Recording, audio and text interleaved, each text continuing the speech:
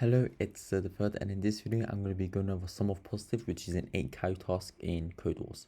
Now in the last video I did the exact same thing about JavaScript, except this one I'm doing it in Python, and I'm basically just rewriting the exact same code but just in a different language. So just like with the JavaScript one, I want to make a sum and I'm equaling that to 0. I'm going to be returning this at the very end. I'm using a for loop.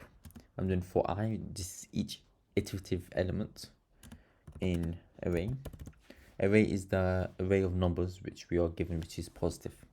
So in each instance in this array, you want to check if I is bigger than 0.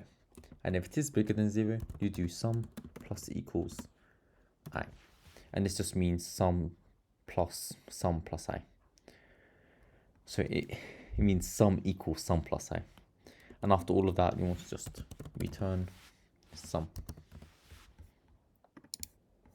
Again, sorry about that clicking sound, it's really annoying me. But yeah, it does work.